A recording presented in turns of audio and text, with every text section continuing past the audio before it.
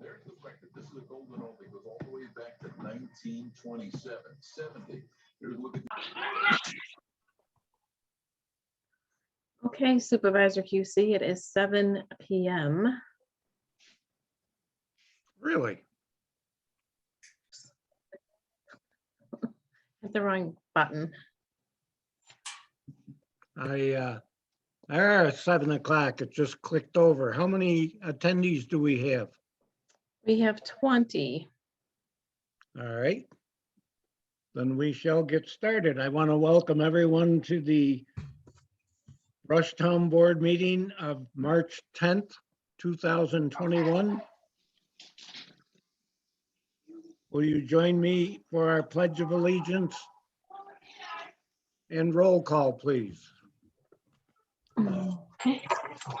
I pledge allegiance to the flag of the United States of America and to the republic for which it stands, one nation, under God, indivisible, with liberty, justice for all. Thank you. Will the town clerk please call the roll? Councilman Williver, Here. Councilwoman Corbin, Here. Councilwoman Wickerham, Here. Councilman Lang, Here, Supervisor QC, Here. and Um, Councilwoman Corbin, I'm gonna make you co-host too, just in case. Thank you. And as shown on our agenda, we are going into an attorney-client privilege session for approximately 1.5 hours.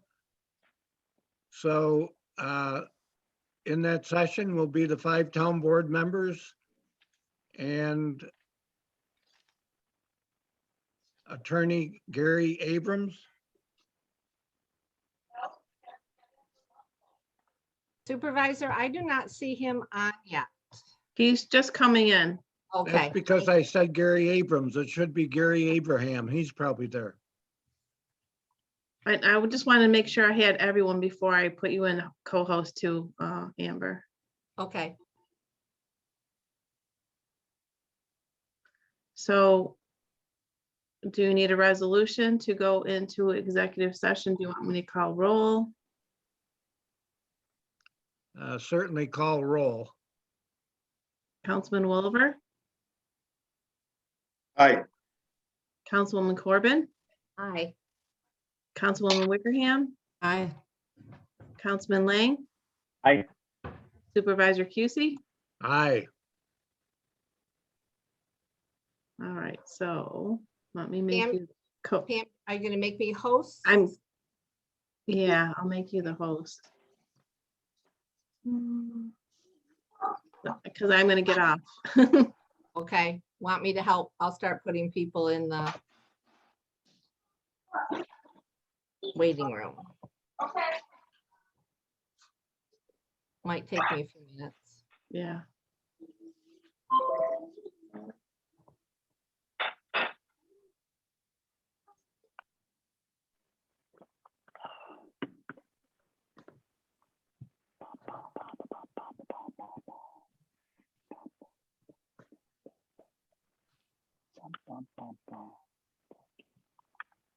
Here's someone singing. That's nice. Me, Oh.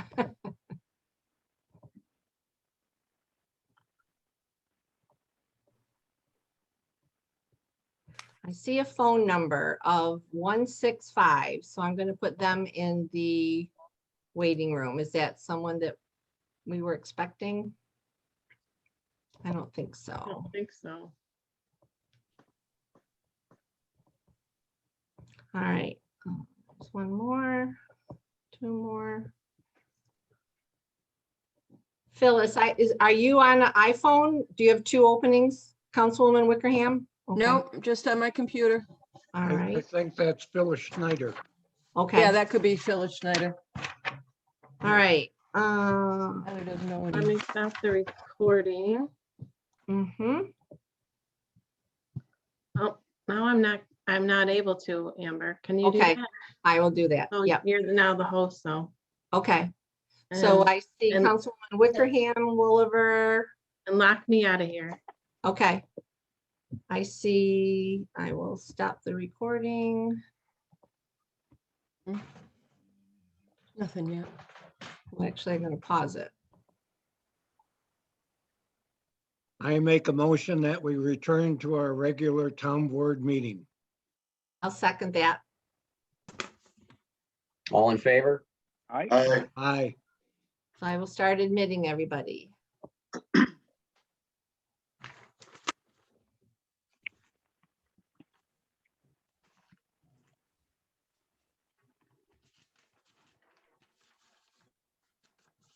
Pam had an issue, so you might have to let her in. Oh, there she is. She says she's the co-host Okay. and admit all. Should all be coming in. When And everyone's in, Amber, if you could let me know how many, I appreciate it. certainly. There is one more person attempting to join and it shows 20 participants. Pam, do you confirm that number with you? Thank you. Oh, she's muted. It's all yours, Supervisor. Thank you. I want to apologize to all attendees for us going over our half-hour time allotted. And please understand that we did it because we had to do it, necessary business to conduct. And with that said, we will move on to, I have no announcements, so we will move on to public comment session. I want to remind everyone to be considerate of others around you, be very watchful of what you say, not in terms of the content, but in terms of the way you say it. And please have at it. Thank you.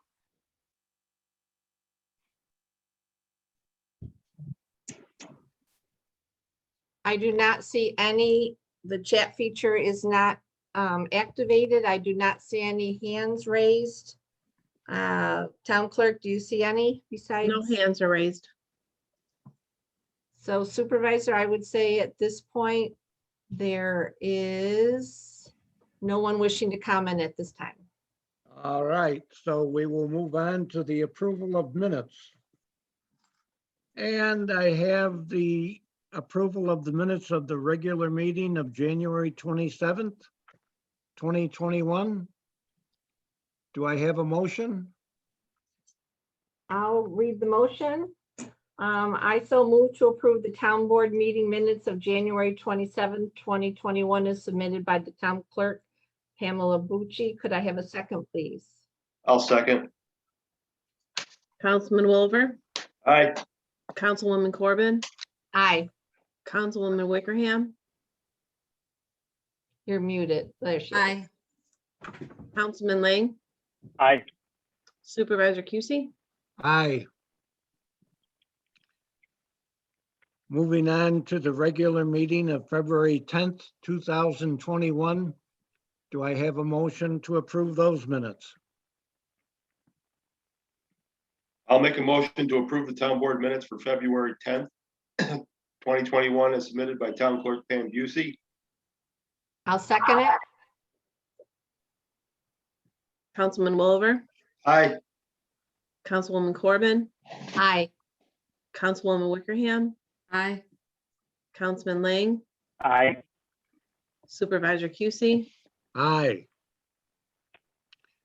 And next we have the special meeting of February 17th, 2021. Do I have a motion?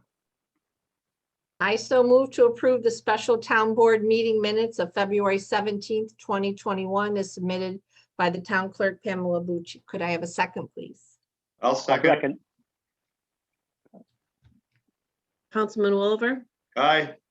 Councilwoman Corbin, Aye, Councilwoman Wickerham, Aye. Councilman Lang, Aye. Supervisor Cusey, Aye. And moving on to the last board meeting minutes, the regular meeting of February 24th, 2021. Do I have a motion? I Supervisor? move that these be tabled until next time, as I have not had a chance to read them, did not get them until late this afternoon. And I will second that. I agree. I had not had a chance to read them yet. Agreed.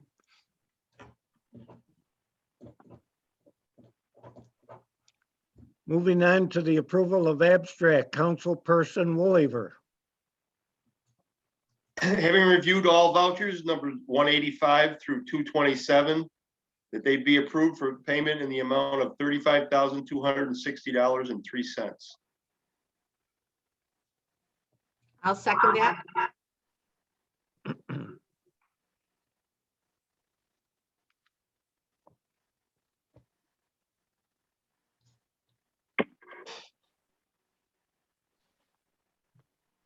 Pam, you're muted. I think I don't muted know. you by mistake. Yeah, Sorry. I'm like, I didn't even touch that. I was like- Councilman Wolver, Aye. Councilwoman Corbin, Aye. Councilwoman Wickerham, Nay. Councilman Lang, Aye. Supervisor Cusey, Aye. And Supervisor, if I could read into, as I do, unless there was someone else, please let me know the large expenditures. The electric bill for the town hall in the area for January and February was $3,581. I thought it important, as I was doing my research, the 1911 property was $439 and change for those 2 months. And the Bosse's property was $134 for that month out of that amount. Also, there was an expenditure for RG&E for gas and utilities of $2,351.99 for the Town Hall Highway Department Pavilion. Thank There you. was also $14,000 and $14,020 for legal fees to the Zoglin Group. That will be coming out of intervenor funds. There was also an expenditure for the Helio Solar Project of $620 for legal expenses, which will also be coming out of the escrow for that project. And unless someone had any additional ones, that would be my report on those. Thank you, Councilperson Corbin. We can now move on to the reports of town board members and department heads. And Councilperson Corbin, you are on, so stay on. All right, I was glad to see from our new finance director, we were given a report. And it was great to see the fourth quarter 2020 sales tax that was received in February was 13,300 more than had been estimated. So that is a good thing I wanted to share. Sorry if I took somebody else's thunder. Update on Tier 3 solar energy system updates. Just a reminder, next Tuesday, March 16th at 7 o'clock via Zoom, the planning board will be holding a meeting on the Helios project. I also attended the conservation board meeting last week, even though I'm no longer the liaison, Councilman Wooliver is, but I joined in because I will be assisting the conservation board and other town committees with their Zoom accounts for their meetings. Update on our new town website. The supervisor secretary and I sought input from department heads on color palette choices and layout options. Their input and comments were very helpful. Currently working on a roadmap for the new town website with the vendor. And during this process, I actually received a couple phone calls from some residents that some of the links on our current town website were no longer working. So I wanted to just put out for the people that are with us tonight and share with your friends and family that if you do happen to go onto our current town website and a particular link to something is not working, please let the supervisor secretary, Catherine Hankins, know. And she was able to fix that link that I alerted her to within a matter of a few minutes. The last thing I would report on is that I do not see our YouTube channel up and going right now. I did meet with the town clerk again to get an update and assist her to ensure all our board meetings would be live streaming, because I've had many phone calls and requests. People definitely do miss that. So I'm hoping that we will be able to get that underway. And that is it for my report. Thank you. I don't believe Highway Superintendent Mark David is with us. I think Susan Mee, our historian, is with us. I do not see her on, Supervisor. Okay, how about our assessor, Mr. Minio? I do not see him on. Well, then we'll have to keep Councilperson Lang from his rest and have him report. I can say that I relatively had a quiet couple of weeks here. I know I've got the zoning board of appeals meeting tomorrow night and the planning board meeting on March 16th upcoming. I do want to thank a special thanks to a resident that she was on earlier, but I don't see her on here now, but I got a nice get well card from Evelyn Schaefer. So I don't know Evelyn personally, but I just wanted to say thank you very much to Evelyn for that. And then last week, you might have seen me on my phone. I want to apologize, but that was my family saying I've hit my 2-hour limit to get off. So, so that was about it. Other than that, continue to get better every day and hopefully get stronger and make it through these meetings if they don't end at 10:30 at night. So. Thank you very much. And Councilperson Wickerham, by now you should have caught your breath and you can give your report. I'm not quite sure what that meant, but yes, I had a meeting with the steering team for the LWRP. That was with Steve and Craig and Walt Killian. He is the consultant with EDR. I have shared our comp plan, our farmland protection plan, our recreation agricultural citizens committee reports, the energy advisory committee's reports, and the Hamlet Charette report with Walt, so that as he is starting to put the application together and start talking with the committee, they will be able to use a lot of the information that has already been gleaned from those reports for the town of Rush and see what projects they might be able to either incorporate or expand upon or whatever. So that committee is already starting. Walt will start contacting the advisory team and holding those meetings shortly, as soon as he's able to kind of merge all the information that he needs to merge. I also am subbing in for Councilman Lang on the Planning and Zoning Board as liaison. So I'm looking forward to the zoning board tomorrow night. Last night, the planning board had an organizational meeting that was very productive. I'm very proud of the initiative that the 5 members are moving forward on. They're moving towards sharing the workload. Don Sweet and Jeff Warner are kind of facilitating right now. Todd Ewell and John Mancuso, thank you so much for your advice and helping them not only with last night's meeting, but also making sure that they appreciate that you are available whenever they need guidance.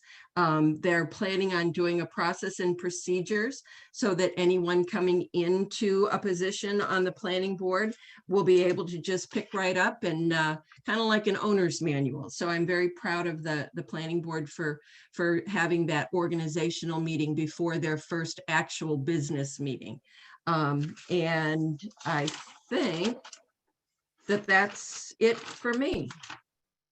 Thank you very much. Supervisor, could I just ask Councilwoman Wickerham a quick question on the RW? I can never say all the right, Yes. with Henrietta. For sure. My understanding was Marianne Rizzo was part of that steering committee. Has she been a part of those meetings, or did I not understand it correctly? There's a steering team, which is Steve, myself, Craig, and Walt. And then there will be a project committee, which is where Mary Ann will be. So 3 from Henrietta and 1 from Rush? Right, because they are the lead agency. And then on the project team, there are representatives, as I reported last meeting, that there's a representative from industry school, from the Genesee Valley, or the Genesee Railroad Museum, from the Transportation Museum, from one of the Riverton Community Association, all of the different stakeholder groups that have property or input on the property along the waterways. Also the JCC, because the town of Henrietta is going to try and do a little bit of project work along the canal in the near the JCC up there. And also I did talk to Walt about maybe incorporating some of the Honeywood Creek waterfront that we have here in the village, or the hamlet.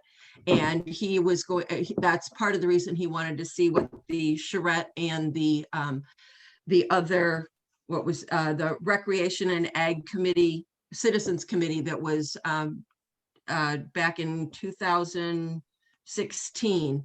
So he was going to look at those things to see what recommendations were made for along the Honeywood Creek waterfront here in Rush, to see if that would be a possibility of incorporating projects or suggesting projects along there as well. So, but that will be the, Mary Ann's part of the stakeholder group representing the Rush Recreation and Park Association, because they're stewards of the 100 acres. Right, I just know that they were part of the original discussion with Henrietta, and I wanted to make sure that they are a part of it from the start. Thank you. They are.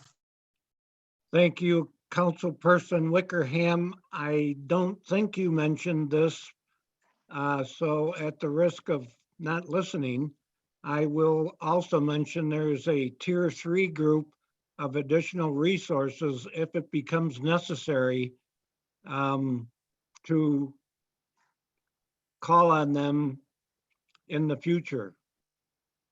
I don't And understand what you're talking about. What do you mean a tier 3 group? I'm talking about the LWRP, and I'm talking about, you mentioned the steering committees, the stakeholder groups.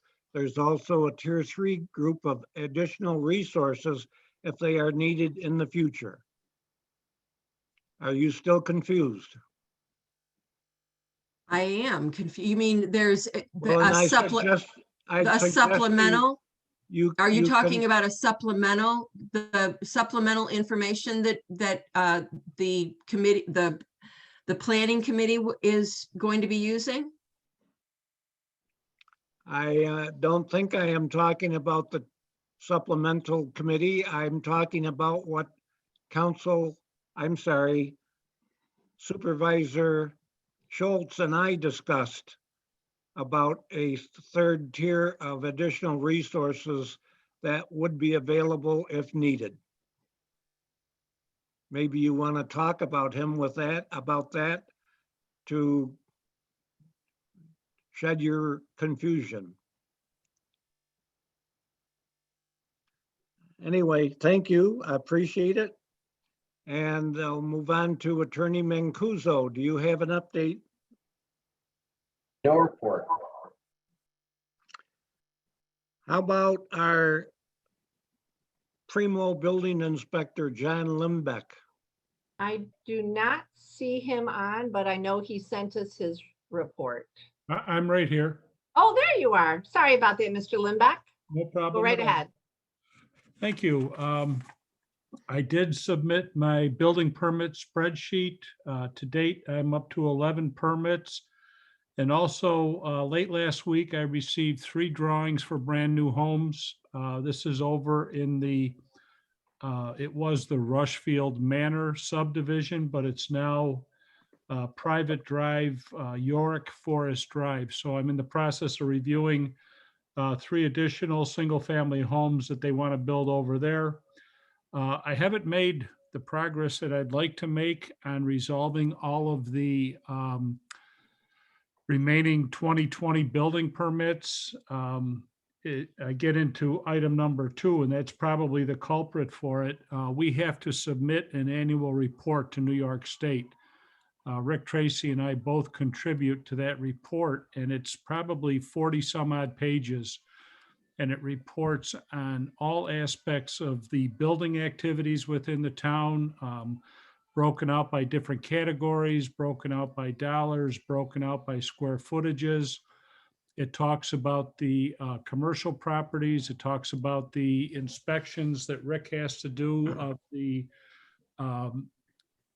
assembly areas. It talks about violations. So it's quite detailed, and the state, they can impose penalties on municipalities that don't submit these reports. So Rick and I have been working on that. And when I submitted this earlier this week, I wasn't complete with that, but I'm happy to report that that got submitted yesterday to the state, and we got the receipt acknowledging it. Now, typically they will send that back to us. You're not allowed to make a copy of it when you submit it. So I will continue to try to get a copy from the state so I can share it with the board and the appropriate department heads.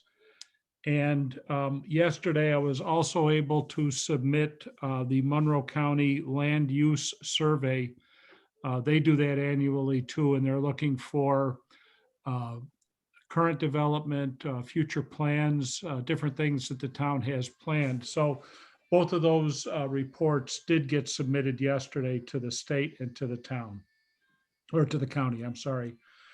I spoke with Christian Schlesinger from Forefront Solar, and I sent him an email, and I asked him about the possibility of conducting testing on the site so that we could get a baseline of the soil and water conditions, and then continue testing throughout the project against that baseline to make sure that we're not getting any contamination on the site.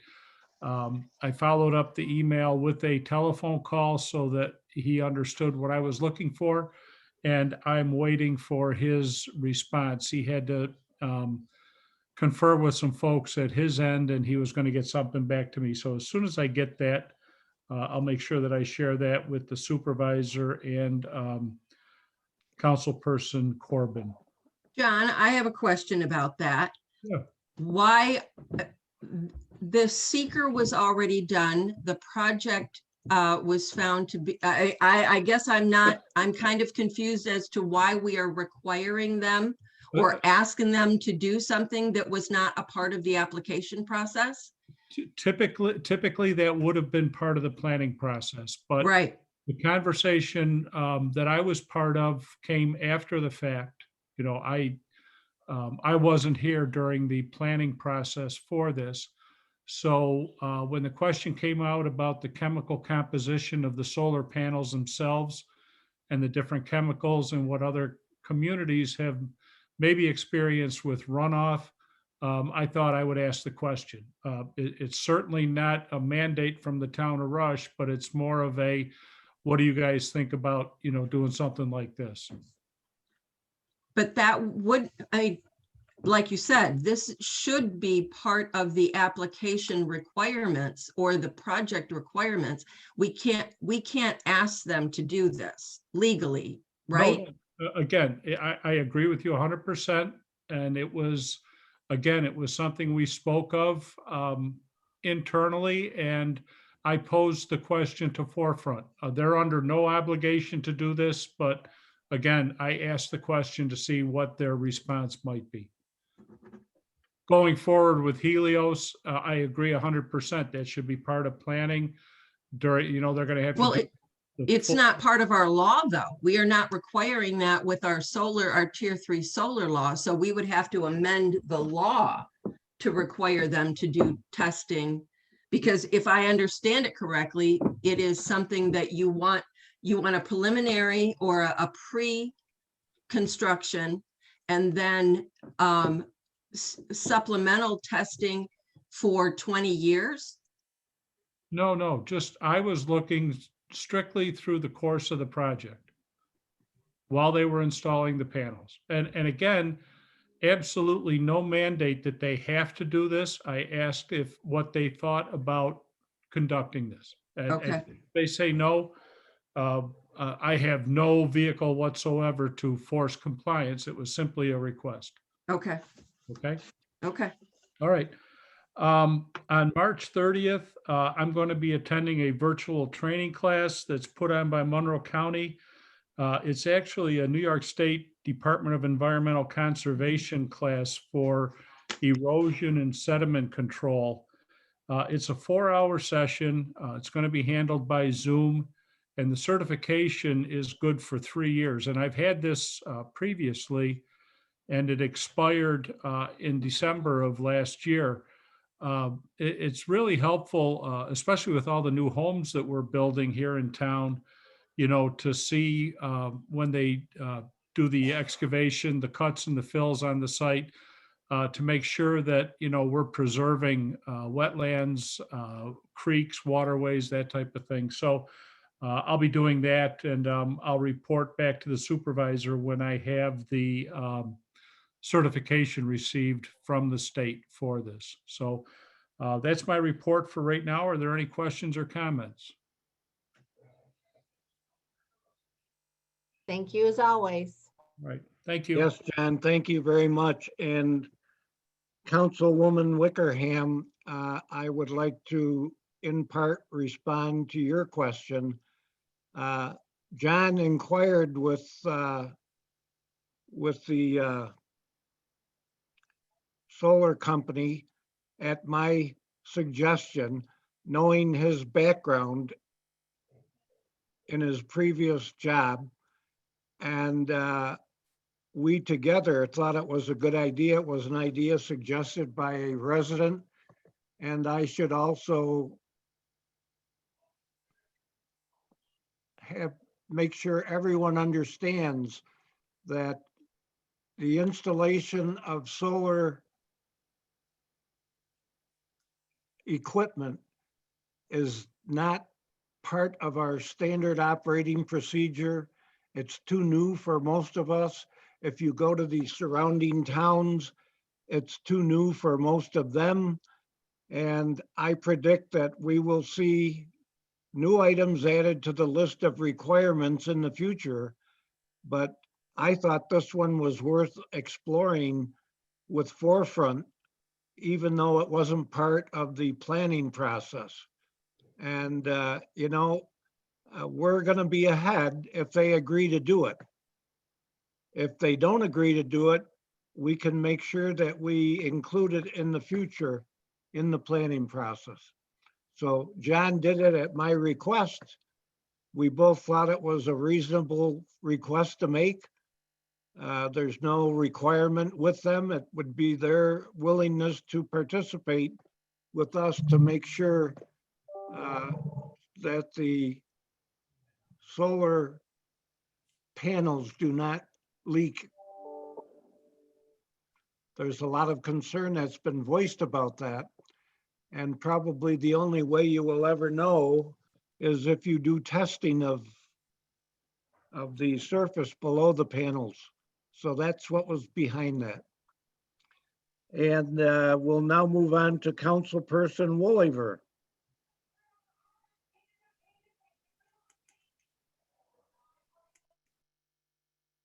Hello, Dan.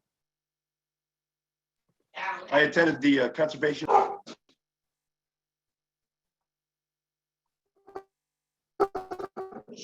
I attended the conservation board meeting. And the dogs were barking. The farmland there's a pole barn that wants to go up on Rush Scottsville Road. They talked about the tree ordinance and they're standing as a board versus a commission. And I did a little research, and the Conservation Board was originally founded as the Environmental Conservation Commission. So as far as I know, they're a commission now. I'm going to do some more research. Barrow Architecture has started looking at the 1911 house. And I talked to Tom McHale about looking at another sprinkler head that drips occasionally in the library. He's going to meet with Kirsten sometime this week, I hope. That's about it. I will add to your report. I will add to your report also, Councilperson Williver, that Barrow did their inspection today. And hopefully you'll have a report on that at our next meeting or before. Very good. Thank you. How about Town Clerk Busey? Do you have a report?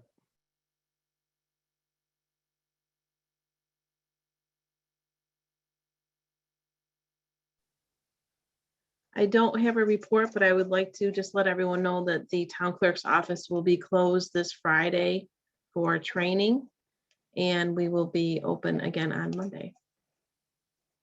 Thank you very much. Mhm. Does that include me as a member of the town clerk's office? No, it does not. Oh, okay, I'll accept that. How about Kirsten Flash, our library director? Are you present? I do not see her on. And I haven't seen Pat Stevens. I do not see Pat. All right. So thank you to all for your reports. And we can now move into our regular business session. And the first thing is a discussion of Zoom and chat, and hopefully a resolution. Councilperson Corbin, would you like to start that discussion off? I would be happy to. I did receive many calls and emails, and seeing how well the town clerk and I are co-hosting and hosting right now, I've just put some thoughts together for our discussion that came from my discussions with residents, as well as just my own notes. So I'd like to propose a discussion, as we're doing right now tonight, that the town clerk and myself as deputy supervisor will co-host all our town board meetings. In my discussions with the town clerk, she does, as you can see, she is writing the minutes as she works through. And I appreciate her offering to make me co-host tonight. I think it's worked well. I hope she will agree with that and everyone else. 4 eyes are better than two. So the teamwork, I think, is positive for allowing for the continuation of accessibility for all attendees. Some attendees keep their videos on, their videos off. So by allowing us to help each other out, hopefully that will keep the focus and keep our moving. The chat feature, I would like to offer a discussion to be reactivated with the following modifications. And this again came from talking with actually a couple residents that were not in favor of it. And then we talked through some options. So this is what we have come up with. The chat feature would be changed so that participants can send their chat messages only to the deputy supervisor. That is an option, so that it is not distracting. Other people don't see the chats. The chat feature is part of the official transcript of each board meeting as required by New York State. That way, their name, their address, the person willing to speak, it would be very similar to an in-person town board meeting when we used to be in person and people would line up behind the podium to speak. They knew the order they would be going in. We wouldn't miss anybody, or potentially sometimes at the pavilion, people would actually sign up on a handout to speak in that order. So the deputy supervisor would turn the video on and off for the person wishing to chat at the request of the supervisor. And again, the reasons were that the chat feature was disabled was that there were attendees, I'm sorry, in previous meetings where the chat feature was disabled, there were attendees that were missed and did not get a chance to address the board. Having the chat feature not visible to all will allow the less possible distractions during meetings, which we have heard from some that it was distracting. This way it would not be visible. Having that will hopefully allow for everyone to feel inclusive. We will be accessible to those who want to speak. So those are my suggestions, and similarly, it would be also with the planning board and the zoning board that the deputy clerk would also run the chat feature. The messages would only come to them specifically. You can make that setting in Zoom. I did look through it. I did do the research that you can have the chat feature and then it only goes to that one designated person. And then I would go through in the order that they are requested. If my Wi-Fi went bad, the town clerk, who would be my co-host, as I would be with hers, it would automatically default to her and they would only go to her. So there wouldn't be the distraction, but it would still allow it to be part of the official record. That is what I would like to have a discussion on if people are interested in having that discussion of having hopefully a teamwork coming to a middle of no chat, wide open chat, but coming to a happy medium where hopefully we can accommodate everyone. I have a couple of, one question that I have. You said that you can guarantee that if we turn the chat feature on, that we can guarantee only one recipient will get the chat feature. Correct. Okay.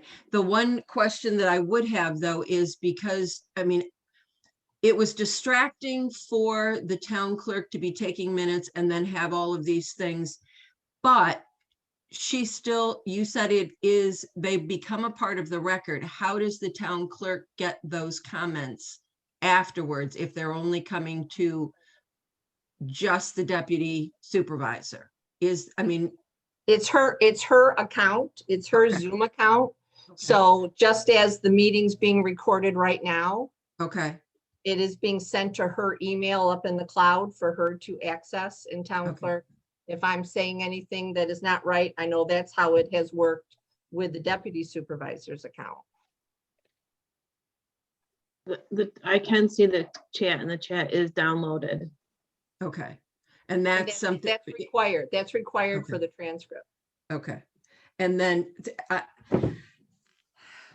you know, that this was something that it was distracting. It was causing dissension among. My biggest concern with that feature was that we would not have allowed those types of conversations to go on in the boardroom. If you can guarantee that it will not be like it was, I would consider reinstating it. But I would like to know that if we do see issues with it, that we reserve the right to discontinue it and make sure that the public knows that we're only required by law to allow them to watch and listen. And speaking is by invitation. So I don't have a problem with people wanting or voicing their opinions at the designated times. And if you are going to be monitoring the request to speak, as long as it doesn't turn into a free-for-all like it did on that December 28th meeting, I would consider reinstating it. May I comment? Councilperson Wickerham, I understand, well, I partially understand because I did not over 1 year see more than 1 or 2 examples of what you describe as unacceptable. And I say that only to get into my comment to you that your request is very subjective. And I said what I said only to point out that you thought it was very negative. I thought it was very positive because it allowed people to express their feelings. And if they can't express it in front of their own town board, that would be pretty dictatorial and controlling. So I suggest that if you think of a different way to position that rather than being subjective, an example would be, well, it's hard for me to say something that would require control, but maybe a time limit. I don't like time limits, but maybe a right of the supervisor to stop the comment being made. Something that is objective and not subjective, because you know, the comments, I was forwarded comments that were received by others and not just me. And the support of the chat feature from residents runs about 5 to 1. So I don't know that the residents found it to be offensive. I think if it were every meeting or even 50% of the meetings, I would find it to be offensive. But 1 or 2 meetings over the course of a year, I did not find to be offensive. Councilman Lang has his hand raised. Thank you. I was just testing that feature. Jerry, you touched on it briefly, but I know you don't, you're not in favor of time limits. However, I think that may be something that needs to be considered going forward.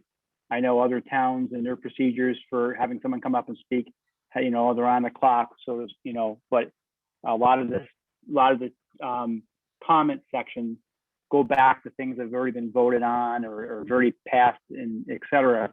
So it's kind of just to kind of keep things moving along, maybe just consider having a time limit on speaking going forward. That's it. Thank you. Thank you. Councilman Woolever? I like your idea of having just one person being able to see the chat feature. And there's plenty of time for everyone to talk in the beginning of the meeting, the end of the meeting, but during the body of the meeting, I don't think we need comments from everybody. I mean, it wouldn't happen in the town hall. There's time to comment in the beginning and the end. And if people have ideas and they don't want to, they want to keep it in their heads. If someone else can, if just one person can see that, I'm fine with that. I like your idea with the chat figure feature that you can just see. And I will do a trial. I'd like to make a motion to reinstate it with those parameters. And I will make an appointment with the town clerk again, and we will sit down and we will do some trials with that, because this would also be for planning and zoning as well, so people can comment. So would it be okay? I did put something together in case we got to this point, if everyone would be willing to indulge. I so move that the Zoom chat feature will be reactivated for all board meetings, town board, planning board, zoning board of appeals, beginning March 11th, 2021. The following modifications will be made in the town clerk Zoom account settings. 1, the town clerk and deputy supervisor will be co-hosts for all town board meetings. 2, sending a chat from an attendee will be sent only to the deputy supervisor as co-host at town board meetings. The attendees will write their name, address, and when they would like to speak. The deputy supervisor, at the direction of the supervisor, will identify the attendee in the chat at the town board meeting and turn on off their video and audio in the order that they appear in the chat. The deputy town clerk will be host for the planning board and zoning board of appeals meetings. Sending a chat from an attendee will be sent only to the deputy town clerk at planning board and zoning board appeals meetings. And the deputy town clerk, at the direction of the chair of the planning board and zoning board of appeals meetings, will identify the attendee and turn on off their video and audio in the order that they appear in the chat. And Councilwoman Wickerham, if you would like me to add that we will revisit this in 30 days to see how the process worked and see if any modifications need to be made. Yes, town clerk. She's muted. I just unmuted you and maybe you muted yourself. Stop unmuting me. Sorry. Because there is a zoning board meeting tomorrow night, could we extend that to the Monday? following week, just so that we can have a trial run Okay. with my deputy? What's Monday, 12:30? 15th. 15th or 16th? 15th. 15th, okay. Thank you. Do I have a second on that? And then we can open it for any further discussion? I'll second it. Any Council- discussion? Oops. We're good. Councilman Wolver, Aye. Councilwoman Corbin, Aye. Councilwoman Wickerham, Aye. Councilman Lang, Aye. Supervisor Cusey. Aye. Ryan's playing with his reactions. How do you get rid of this stuff? I was trying to, that goes away in a little while. All right. Thank you, everyone. Thank you very much. We are going to move on to the Planning, Zoning, and Conservation Board chairperson and deputy chairperson appointments and discussion. I read the memo that came from the planning board. I would have liked to have been part of that meeting, but I understand. I like when boards pick and make recommendations. And my understanding is those were the people, you had that discussion last night, Councilwoman Wickerham and Lang. So maybe you can share with us how that decision was made or recommendation was made. Like We root had a canal. conversation. I heard root canal. No, it was, it's a big undertaking, but I think a lot of the discussion that they had amongst themselves last night was the previous people in that position took a lot on, and they did a lot through their own accord. And now they realize that together they're a team and the work is going to be divvied up equally. And I think sharing the workload equally would allow somebody to act as a deputy chair and co-chair and get work in and disseminate it equally, so everybody's working on it as a team. And I think overall it was a great meeting, and they came up with the names. I didn't maybe miss the memo, but they put forward as chairperson, deputy chair for Don Sweet, and the co-chair or as Jeff Werner. So, but that was all agreed upon their own group. They come up with those guys. Yeah, all 5 members had discussions last night about what their interests were. I think that's where it started, was introduction or talking about their own interests and where they felt that their skills and their availability and their interest in whether they wanted to. It was a good discussion back and forth, and I think in the end, all 5 members were happy that they had that discussion, and that, like Ryan said, Don Sweet was asked to be the chairperson, and Jeff Warner was asked to be the deputy chair, knowing that sometimes in the summer, Don is quite busy with his job, so the other members are readily going to step up and assist when they're needed. I think I was very pleased with the meeting last night. It was, I think that gives, I give them a lot of credit for having that hard discussion. And they really did. They took it on willingly. So I'm happy with that. How do we do the same thing with the zoning and the conservation boards? I know that Lee Hetrick has been acting, but I'm hoping that the conservation board and the zoning board of appeals also have those conversations and decide who is the best person for the job, so to speak. I have not seen any suggestion on the chair or the deputy for either one of those. Do we have that? I'm very comfortable with the current chairs of the zoning board and the conservation board. But if the rest of the board would like to revisit that for the board's internal recommendation, I'm not opposed to that. Well, are the boards themselves comfortable with the current leadership?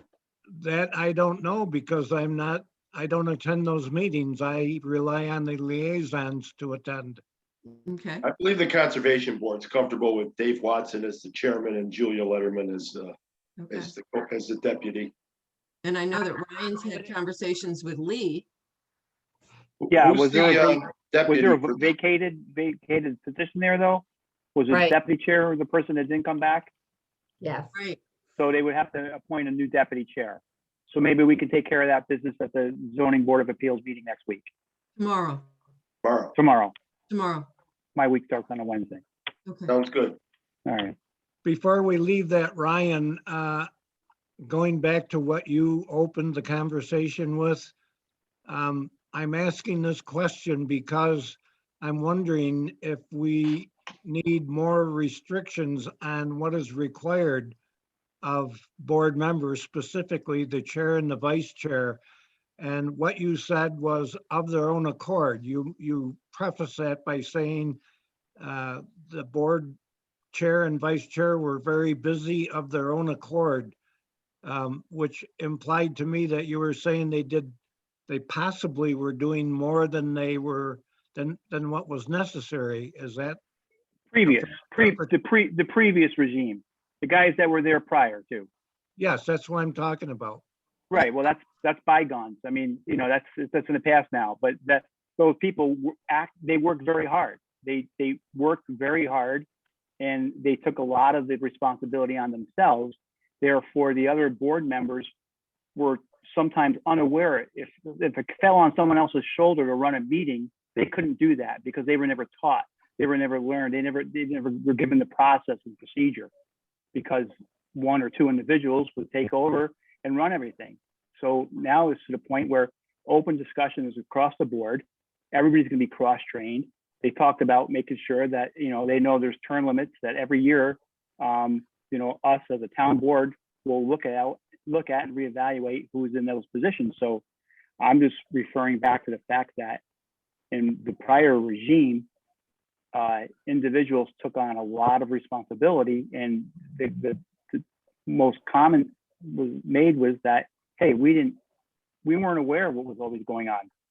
So things ended up on the agenda, maybe at short notice, that people didn't know about. So we're getting back to, if the application has to be in on the 10th, it better be in on the 10th before it gets heard the next month.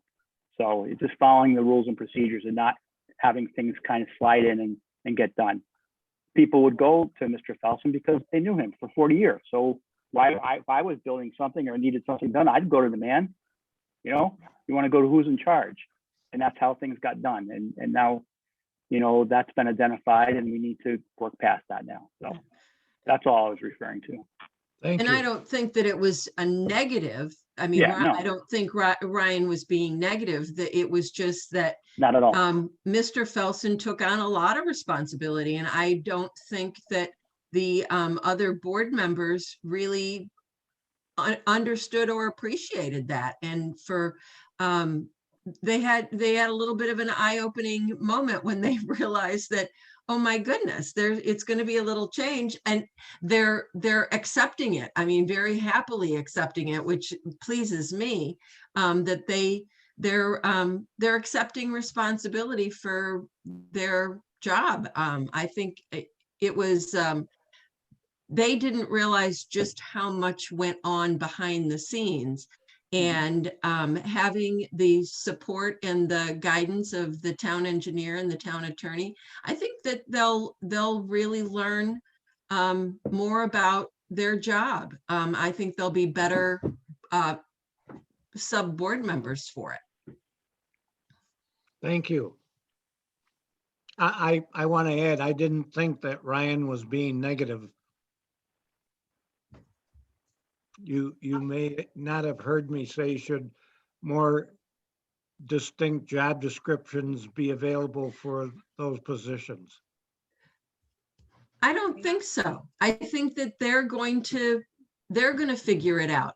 They've already, even at last night's conversation, they talked about putting a standard operating procedure type of document together so that they all understand what the responsibilities are, and should one of them, or any of them not be able to fulfill their duties, somebody else can just pick it up and run with it. So I don't think that limiting the job description for the chair and the deputy chair is necessary. I think that the board itself will figure out what their responsibilities they want to take on. Thank you. So are we going to make motions to appoint Conservation Board Chair and Deputy Chair, Planning Board Chair and Deputy Chair, and zoning? Get the input? I think we could do 2 of the 3 right now. And then I think why don't we just wait to have that meeting tomorrow night and come back and revisit the zoning board Okay. once. Because there was a vacancy there, so let them kind of figure that out, because Yeah. Okay. go from there. So I will make a motion, unless Councilman Williver Wood is liaison to the Conservation Board. I don't want to step on anyone's toes. I'll make a motion to appoint Dave Watson as chairman of the Conservation Board and Julia Letterman as deputy chairman. I'll second it.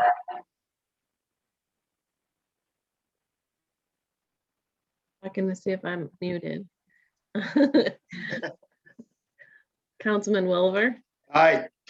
Councilwoman Corbin, Aye. Councilwoman Wickerham, Aye. Councilman Lang, Aye. Supervisor Cusey. Aye. Ryan, do you want to do the honors for the planning board? Sure. I make a motion to appoint Don Sweet as chairman of the planning board. And I make a motion to appoint Jeff Warner as deputy chairman of the planning board. I'll second that. Can I just clarify that they only run to the end of the year, because it's our organizational minutes? Yeah. We probably need to go back just till December 31st, 2021 for both. For both of those positions, Mr. Sweet and Mr. Warner, till December 31st, 2021. Right. And that's the same for the conservation board as well. Correct. I'll second that. Councilman Williver, Aye. Councilwoman Corbin, Aye. Councilwoman Wickerham, Aye. Councilman Lang, Aye. Supervisor Cusey. Aye. All right, thank you all for that discussion. We can now move on. We'll table the zoning board of appeals until the next meeting. Yes, that's my understanding. Okay, good. We can now move on to the quotation for a 2021 contract agreement from Pipitone. I think I have the authority to approve this, but I wanted the board to opine. Their 21 2021 quotation is $3,410. Their 2020 quotation was $3,245. So we've got $170 difference. Does the board wish me to sign that contract? I'm in favor of it. Pipitone's, the system at the town hall is complex. And I think they finally got a really good handle on the system. And I think to really replace them, try to get somebody else wouldn't be a good idea. I will go with your recommendation, Councilman Williver. You know it better than I do. Just one thing though, going off of this procurement policy that I received when I first started, and it's work to be performed estimated cost greater than 3,000.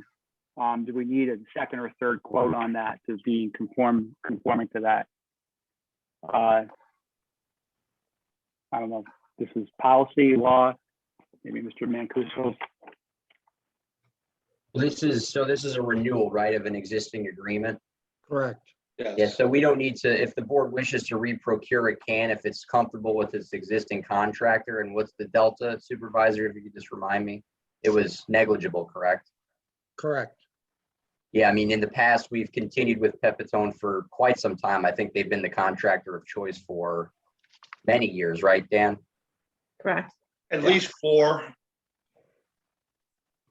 Okay, I just want to make sure we didn't have to go out there and get another quote.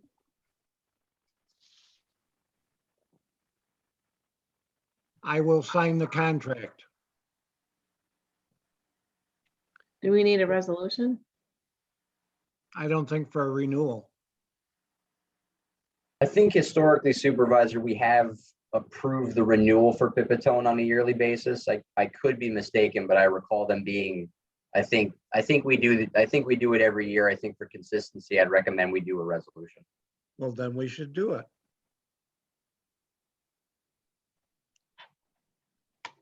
I'll do the resolution. I propose that the town of Rush accept the quotation from Pipitone for the 2021 contract year of $3,410. Do I have a second? I'll second. Do we have to say 3,410 plus tax? No, No tax. No tax? Okay, the amount is 3,410. okay. Their contract says plus tax if applicable. Oh, okay. Forget that part then. Councilman Williver, Aye. Councilwoman Corbin, Aye. Councilwoman Wickerham, Sorry. Aye. Councilman Lang, Aye. Supervisor Cusey. Aye. Councilperson Corbin, do you have an update on the battery moratorium extension? Yes, Attorney Mancuso shared with all of us over the weekend. Thank you for taking care of that over the weekend, sir. An extension for 6 months. Again, the reasons being as our local neighbors as well have gotten extensions due to COVID and what we've been through in the last year and the ability to get the information. So that is our goal, to be able to have information to the town board, hopefully within the next 2 to 3 months, so that the town board can take that information and by the end of the 6 months, decide what they would like to do with battery storage for large scale solar. And if I can make one comment, the law is substantively identical to the prior moratorium with the exception of the purpose statement, which just identifies what happened between last year and this year in terms of the reason for the extension. So we would need to schedule a public hearing for the first April meeting, which is the 14th, I believe. That's what we had discussed at the last board meeting, I believe, when we were looking at the time frame. So is there any discussion? Is everyone all right if we request a public hearing be scheduled for the April 14th public hearing at, do we normally do a 7:15 PM Yes. at the Yes. Rush Town Hall? As well as I'm- via, I'm on board. I'm okay. I'm okay. what else is that all that needs to be done, Attorney Mancuso, that we asked the town clerk to do that? And does this have to be submitted to Monroe County yet, or we don't worry about Monroe County? No, we do need to do a 239M referral, so that should be done. If it hasn't been done, we should finish it this week. That will be more than, I believe we are 30 days out. Right, So yes, as long as we do that by no later than Friday, we have plenty of time to do the public hearing and have everything teed up by then. okay. So we just need a resolution to schedule the public hearing for April 14th at 7:15.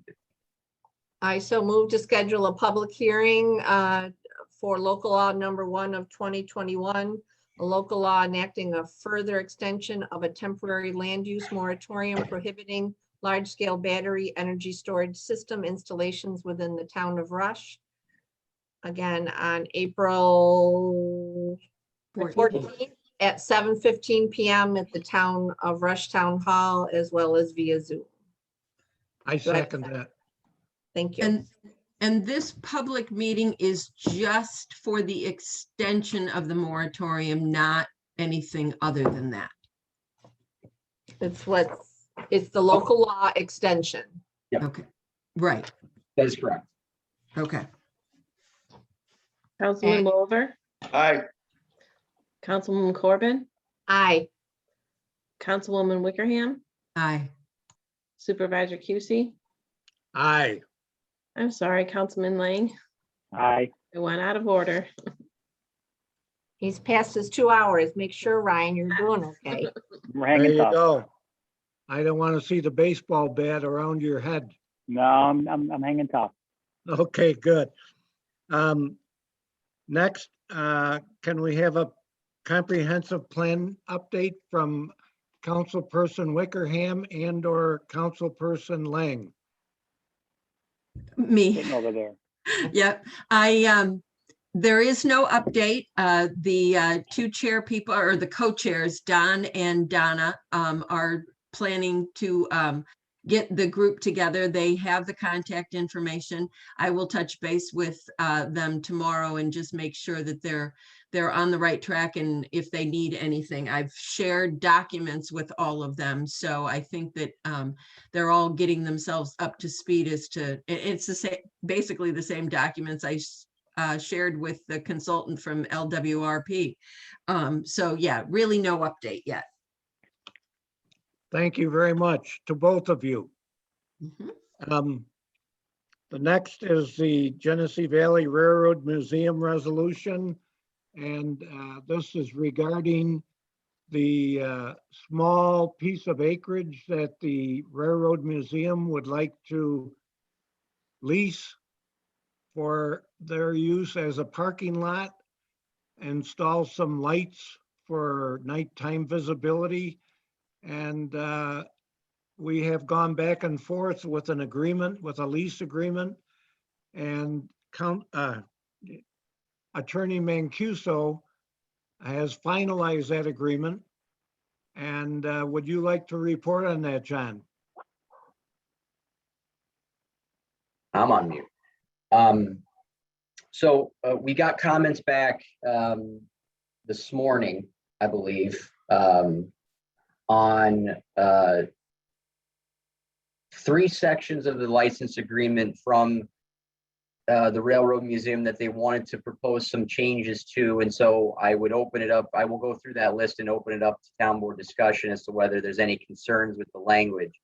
I did discuss with the supervisor a resolution to approve the document tonight. It occurred to me during the course of evaluating that resolution that We need to do a seeker resolution as well on that license agreement because it is a town action. And also, I think it makes sense to probably draft a termination agreement for the existing lease to be approved simultaneously with this new license agreement. So I actually would suggest we walk through the 3 areas. If the board is comfortable with those, I will make those changes, draft the termination and all the other documents we need, and then we can approve everything at once rather than doing it in piecemeal for the next meeting, if the board would find that acceptable. So the 3 areas to start with, the first one is the term of the license. We had proposed a 5-year term. They requested either a longer term of 5 years or a renewal term that could be exercised once the 5 years is up. Historically, as between the two, the town usually uses a renewal term. So we stick with 5 years and perhaps give them another 5 renewal term if that's something that, by the time we get to the end of it, we want to continue the relationship. But that's entirely subjective, so I'll open that up to the town board as to what it would wish to do.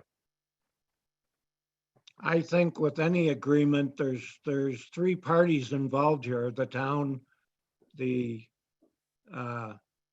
100-acre representatives, and the Railroad Museum representatives.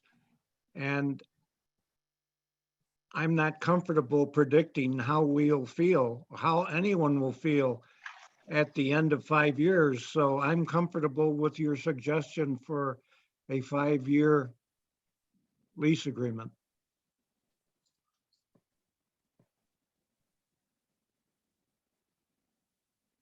My understanding, though, I think what I heard was that they're not comfortable with that. A 5-year with a renewal is what they're comfortable with. Is that correct? Okay. Yes. That's what I understand. And I will say that notwithstanding the term, it can be terminated at any time at any event.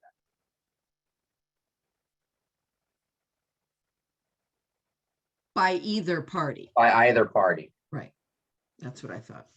Yeah, I don't have a problem with the five-year with an Right. extension, possibility of extending.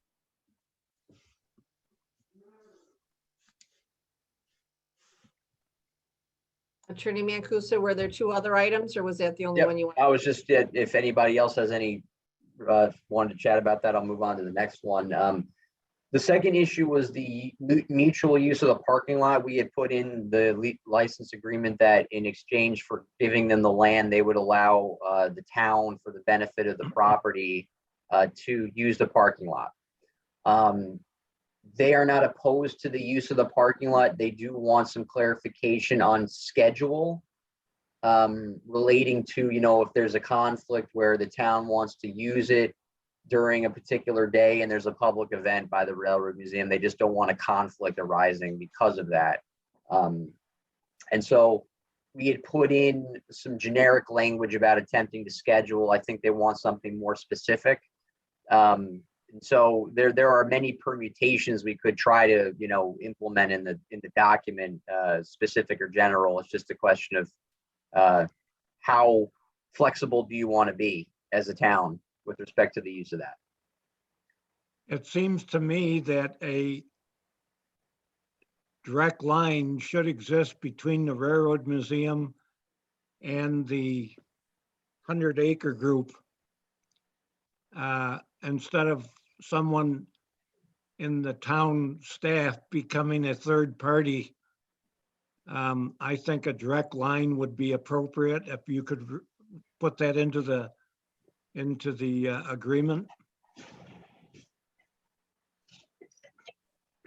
So you'd want the RPA to essentially act as the conduit to try to reconcile those scheduling conflicts? Well, they're the ones who might fill the parking lot, and we don't want a conflict to arise. So I think the museum should have a direct line of communication with the Parks Group and let us not participate in that. That's my opinion. How about the rest of you? I think somehow we have to be involved if there's a conflict. I think the town board got to resolve the problem. I'm all for those two just talking it over between themselves, but if the 100-acre people and the railroad are both having some kind of big event on the same day, who's gonna decide who gets to use the parking lot? Well, I That think. is the million-dollar question. You reflect my thinking on that. And I'd like to have them so between themselves, but I mean, I don't know, it could reach a point where somebody's got to say, they're gonna have it today and you can have it tomorrow or something. Well, and that, I guess, to piggyback on Dan, is that right now it is the Railroad Museum's sole use parking lot, correct? I believe so. Well, what So- exists? that maybe not the new piece. Well, new piece aside, right now, as it stands, the parking lot over there, the Railroad Museum has sole use of it as far as their lease. Yes. However, they have the 100-acre group has used that parking lot in the past for, I know that Tom and I have been on a couple of their walks, and that's where we parked and there wasn't an issue. But I think that Dan's right in that there needs to be a designation as to which one of them has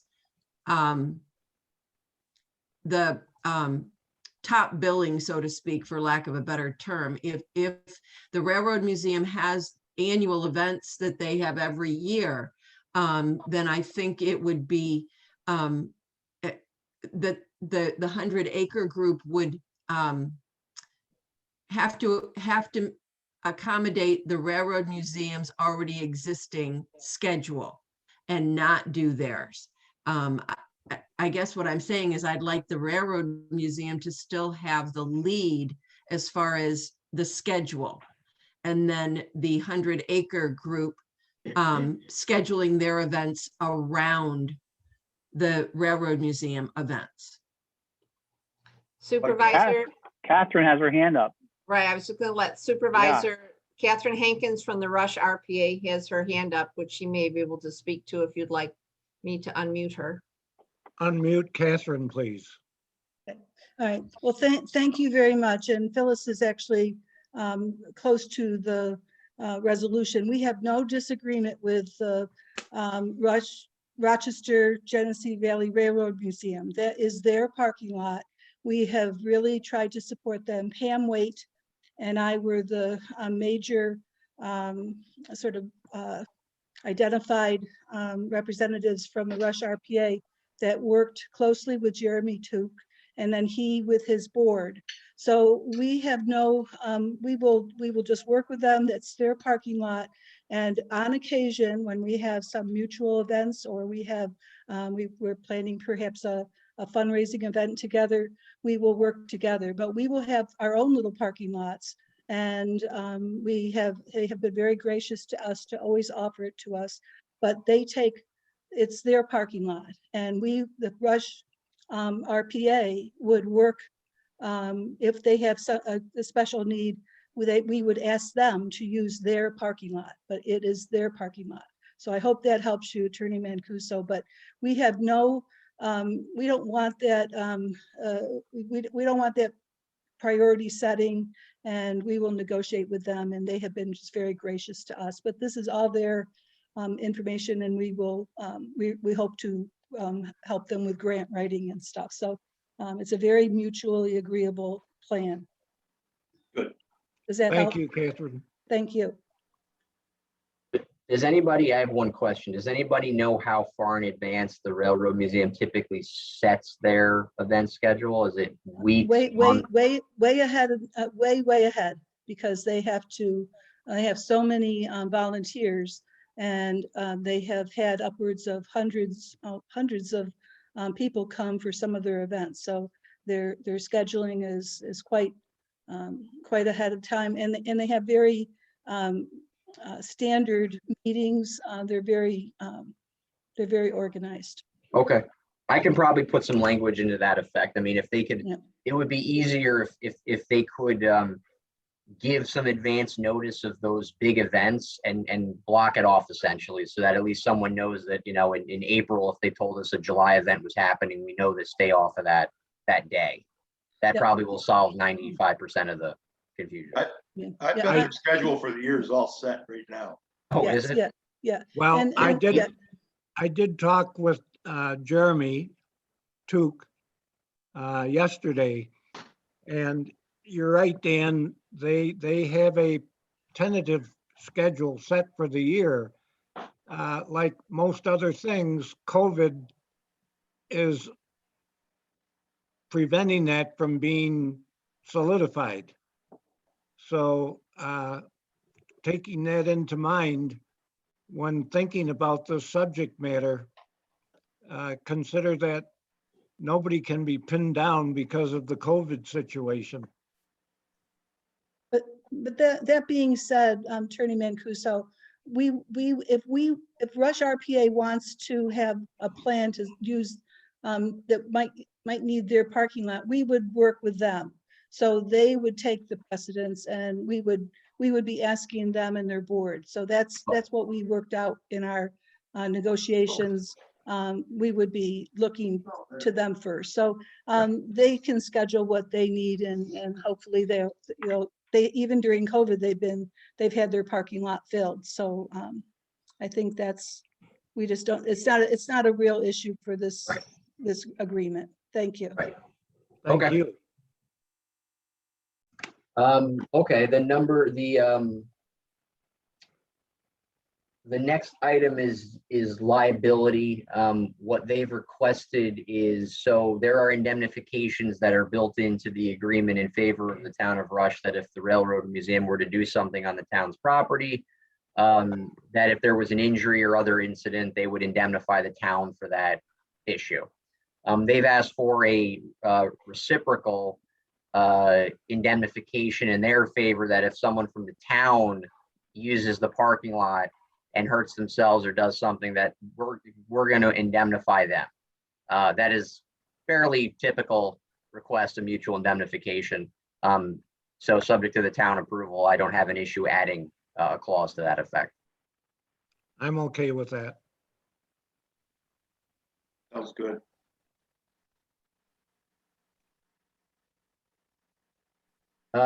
That's it for my list. And so if I think I have my marching orders, I will draft some revisions, have those ready for the next meeting, as well as a termination of the existing lease and a seeker resolution, and we should be all set.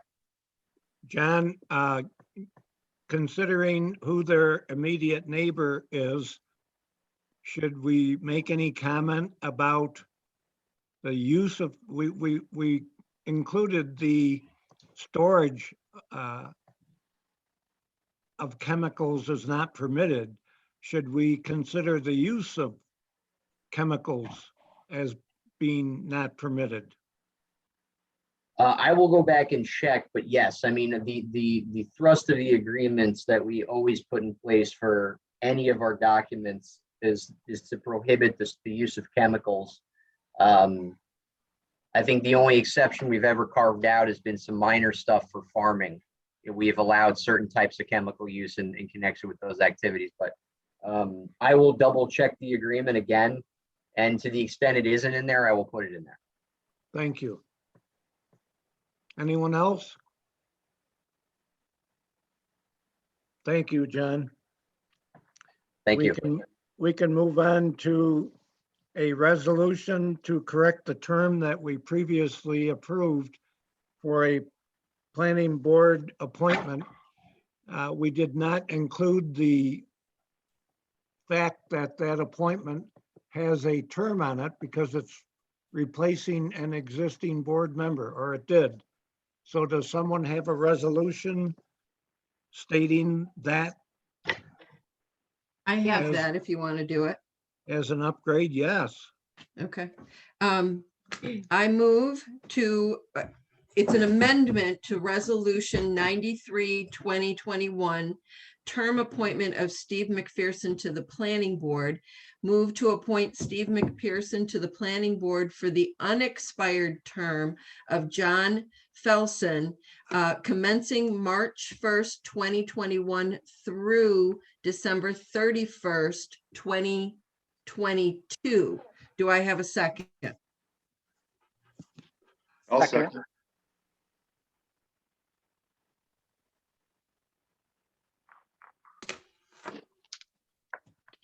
I didn't do it. Councilman Oliver, Aye. Councilwoman Corbin, I, Councilwoman Wickerham, Aye. Councilman Lang, Aye. Supervisor Cusie. Aye. Thank you all. We have no new business to discuss. And we can move into the public comment period. If any of our attendees would like to comment, please remember to consider those who are around you listening to you, and be courteous and kind and factual. Thank you. Supervisor, we had two hands up at the same time that I caught, so I'm gonna go alphabetically. Janet Glocker first, and then Jean Morelli second. Good evening, everyone. I'm sorry that I stepped out for some of Mr. Limbeck's comments with respect to PFAS materials. I'm pleased that we're taking this seriously. I continue to be concerned. January 19th of 2021, the Environmental Protection Agency now requires anyone importing products with PFAS materials on them, as I understand it, must get permission and a certificate in order to do so. And they had a list of products for which this rule now pertains, and solar panels were listed. In connection with that EPA ruling, 18 states attorneys general required the EPA to include federal toxic substances laws in their considerations. So this is a serious issue. Also, as you can imagine, there's a lot of talk in the solar world about panels and how long they last and how to use them effectively. And the demand for solar panels has increased very, very rapidly. And unfortunately, because it's increased rapidly and there have been supply chain issues in a lot of the materials that go into the panels, they're now discovering that solar panels aren't lasting as long because some manufacturers are using substandard materials, which all goes back to the issue of what is being brought into the country and how effective is it at doing what it's supposed to do, and does it bring any damaging materials with it. This issue of the more rapidly declining solar panels therefore means that the costs to the installers and to the operators of large-scale solar are increasing. And as costs increase, that puts a challenge on their business model. So then that brings up the issue of the storage of defective panels or damaged panels. New York State does not have a solar panel recycling law. So there's a lot of moving parts to this.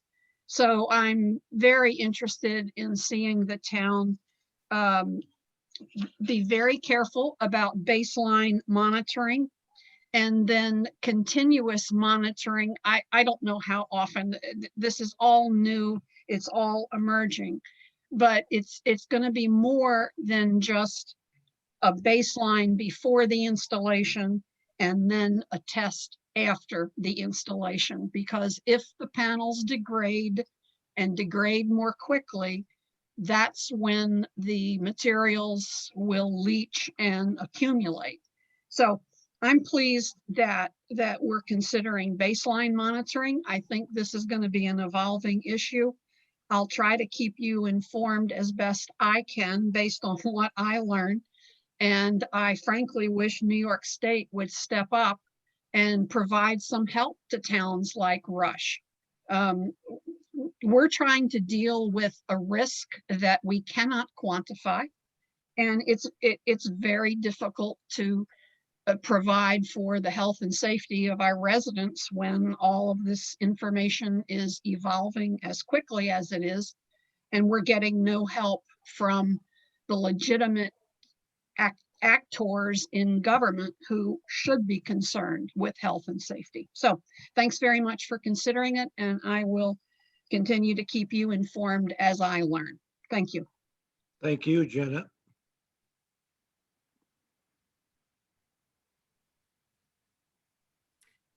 Is it my turn? It is. Thank you. Jean Morelli, 535 Five Points Road in Rush. I didn't realize Janet was going to talk about this too, but I was basically had been thinking about this since John Limbeck gave his report tonight. And I would like to thank him. He's not, I don't think he's on the call anymore, but I would like to thank him for taking the initiative to think about this potential hazard to the town and how we need to document that or think about that. You know, going above and beyond probably what was in the agreement, but the fact that he is reaching out, asking to do this, I think he should be thanked. I think the board should thank him for taking that initiative to look out for the safety and health and safety of the residents of the town of Rush. You know, this is all new territory, as you know, Janet so eloquently stated. But I just wanted to chime in, but I really wanted to thank Mr. Lembeck for doing that on behalf of the town. And I really would urge the town board to thank him as well. I didn't hear any of that when he was speaking, and he deserves some credit for that. Thank you. The other little issue, and it's just something that I've always been concerned about, is lighting, proposed lighting. So when I hear any proposal for lighting, I pay attention. And this parking lot at the Railroad Museum, you mentioned lights. I don't know what kind of lights or how often they're going to be on. And I know that the town has an ordinance, and I hope that whatever is approved in terms of lighting will be in accordance with what we allow to preserve our beautiful dark skies here in the town of Rush. So to prevent the, you know, I understand what they need for safety, but I really want to prevent any kind of glare that would ruin our night skies. So less is better if you can get away with it, in my opinion, my own thing. Thank you.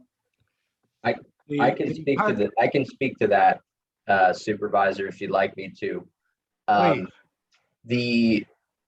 So the first step of this is going to be the license agreement, but they'll also need to go to the planning board for a special permit. And my expectation as part of the planning board's review is they will look at the specs on the lighting associated with the parking lot. And typically, the standard operating procedure is dark sky compliant, you know, down facing lighting, so you don't have that issue. But I would expect that with the town engineer's help, that issue will be identified and reviewed by the planning board. Hope so. Thank you, John. That's close to what I was going to say. Not as eloquently, though. Any other comments? I do not see any other people waving at us or raising hands or putting any sort of reactions up. Going once? Going twice?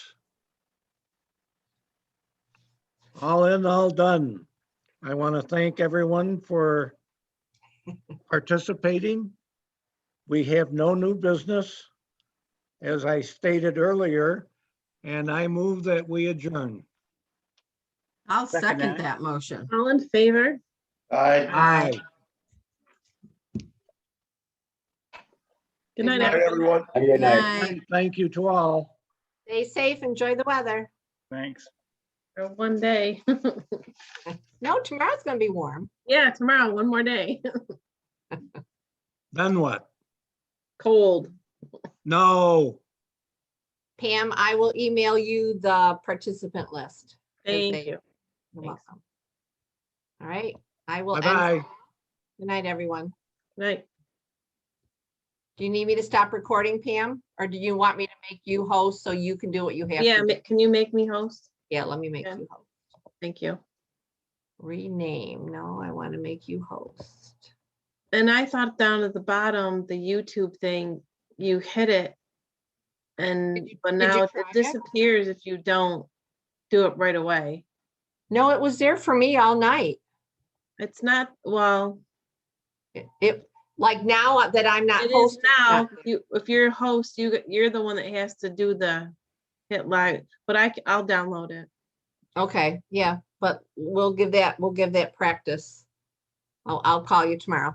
Okay, thank All you. right, so you're host, so do whatever you got to do. Bye.